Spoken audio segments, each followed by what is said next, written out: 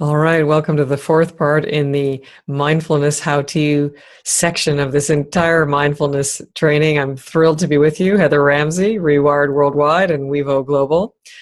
As you are probably aware by now, we've got the initial level ones in Mindfulness 101 training that has preceded this, and in level 2, the myth busting of mindfulness, what it is and what it isn't, and the level 1 including, of course, what is it and why do it for you, and what benefits, lifelong benefits you can reap from it. And then into this third level of mindfulness how-tos. And this is part 4 in this series. So looking at how to in terms of this mindfulness practice. And we have looked at both the pillars that you're building in your mindfulness practice of mindfulness and equanimity should be very familiar to you now. The building of deeper awareness and allowingness. In the last few trainings, we looked at what are your possible objects of meditation. 3 very simple categories that make up your entire human experience: see, hear, and feel. And now taking it to one level deeper or more specific or more effective for you, which is the practice of adding labels to your object of meditation when you're meditating. So the image that I'm going to bring up is identical to the image of the last training in terms of what are your possible objects of meditation. The only concept I'm layering on here now or adding to you or giving to you as the next layer in this mindfulness training and in you building mastery in this epically valuable human skill is the addition of labels, meaning actually saying your object of meditation either out loud or internally to yourself. So let me give you that visual to be more specific. So coming back to you in the center of your experience of life, and that you have both your inner world and your outer world. And we brought in 6 main categories or objects of meditation that you could choose to focus in on. The 3 main clusters are see, hear, and feel, which makes up, has, is now, and will forever make up your entire human experience. Pretty all-inclusive package of see, hear, and feel, and then focusing them in on your inner world of see in, hear in, and feel in, and your outer world of see out, hear out, and feel out. And so what we're adding here now is simply the skill building of actually labeling your object of meditation. So you don't, for instance, sit down for 20 minutes and say, I'm going to focus on see out. And 20 minutes later, you have completely lost consciousness and were never built any awareness or equanimity, and you wondered what you actually did, and was it actually mindfulness or meditation, or did you build any strengths at all? Of course, as we say in the practice, there's no such thing as a bad sit or a bad meditation or mindfulness practice.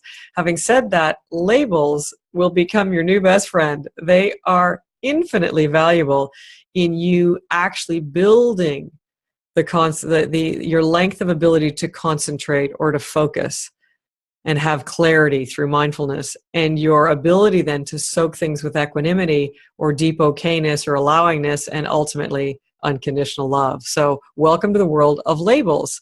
And it's not like labeling somebody like you're a jerk by any stretch of the imagination. It's simply using these 6 objects of meditation or labels: see out, hear out, feel out, clockwise on the outer game, and see in, hear in, and feel in as labels. Use them as a tool. That's why we kept them 1 syllable short, simple. And again, always giving credit to Shinzen Young, my teacher of over 21 years, and the brilliance of his scientific approach to you understanding your own human experience.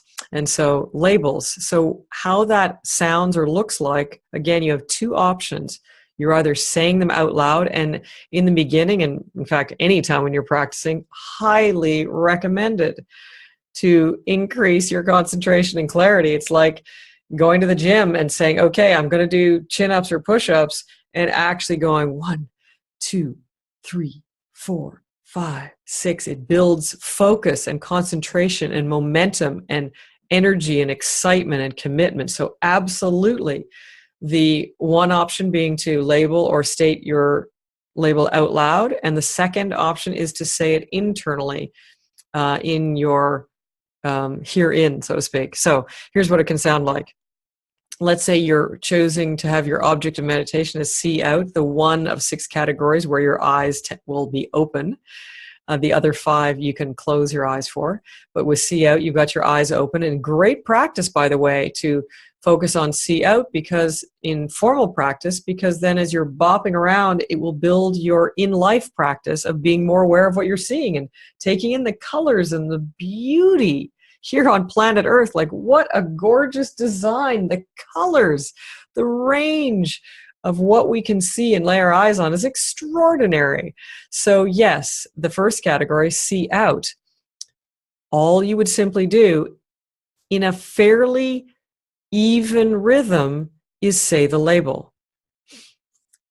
And so you would say, see out, as you become aware of something you're seeing.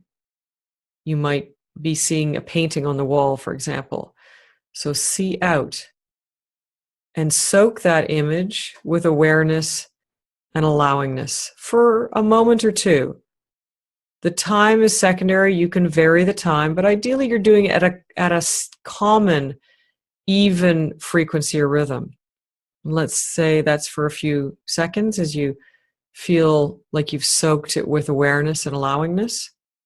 And then say, see out again as the next visual object comes into your awareness, your consciousness.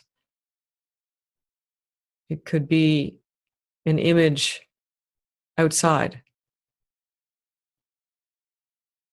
So soak that visual with as much awareness and allowingness as possible for a few moments, and then label as the next image, external image that you see comes into your consciousness, say, see out again.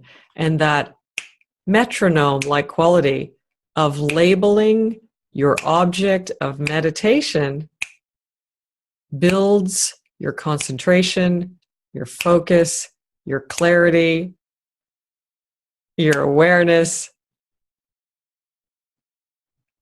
and your ability to soak your object of meditation with mindfulness and with equanimity.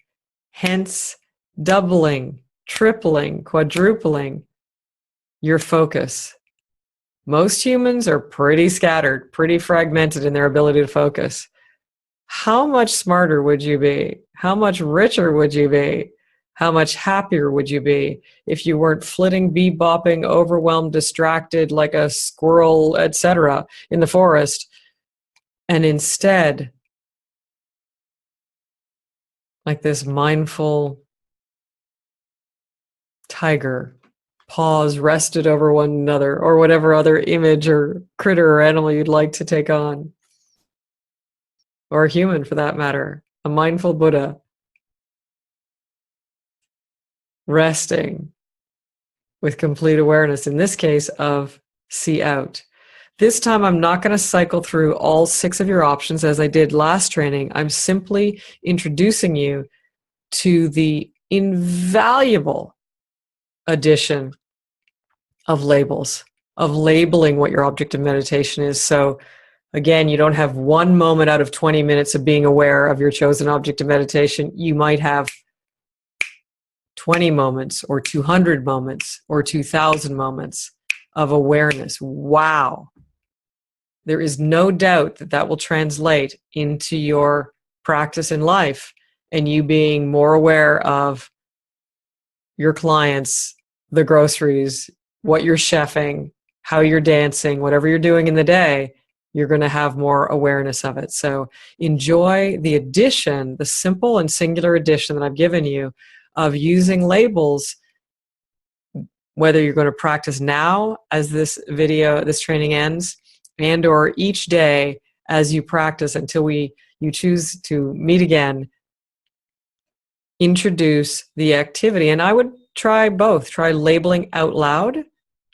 And it can be sort of, if you're alone, it can be quite audible, like see out, see out, see out. And or practicing that internal labeling. It sounds the same internally with a similar healthy rhythm.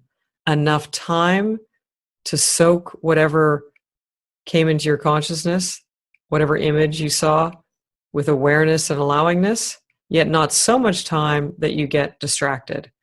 So bringing yourself back, finding that ideal rhythm for you, labeling out loud or internally.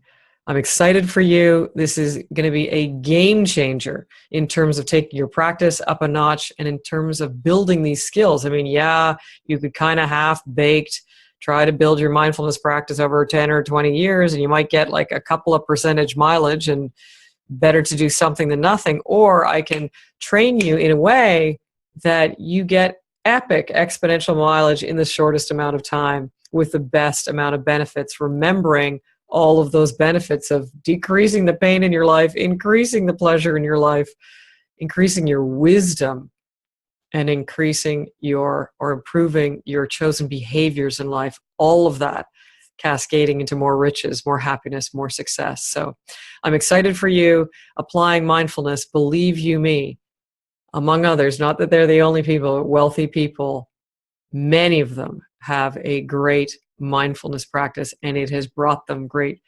objective riches as well as, and for sure, great inner riches. So enjoy the practice, add labeling on, practice it out loud, whispering it and or internally, all of which have merit and value. You are the experimenter in your own life laboratory and experiment. So go to it, practice, and looking forward to taking your game up to the next notch.